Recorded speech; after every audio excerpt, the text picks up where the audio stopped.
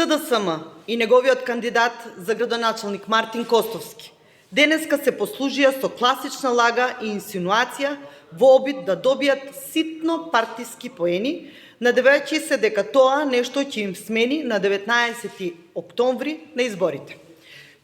Го обвинија нашиот кандидат за советник Самет Салиевски дека наводно тој нападнал членови од еден од изборните штабови на Костовски во Куманово. Тоа е целосна лага од Костовски. Вистината е сосема поинаква. Нашиот кандидат за советник Салиевски бил сведок на меѓусебна вербална расправија на активисти на СДСМ во близината на неговиот дом каде што живее. Немало никакви физички контакти што може да се карактеризираат како атак од него. Во меѓувреме веќе станал цел на вербални провокации и довикувања на кои реагирал смирено и воздржано.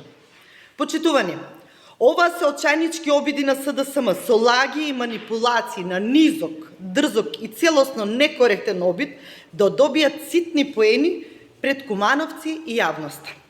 Таквите очајнички чекори се резултат на агонијата во кои се наоѓаат како последица на анкетите направени во предизборието, кои велат дека ги очекува убедлив пораз, поточно убедлива победа на Движење Знам и кандидатот за градоначалник Максим Димитриевски.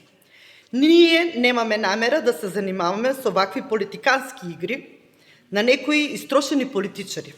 Знам и Максим Димитриевски во изминатиот период покажа и докажа како се сака Куманово, како се води најголемата општина во државата и како со труд, професионалност, посветеност и отчетност се создаваат услови секој невието да се менува на подобро, а граѓаните тоа го препознават. Затоа на 19 октомври Максим Димитриевски Знам ќе освојат голема победа.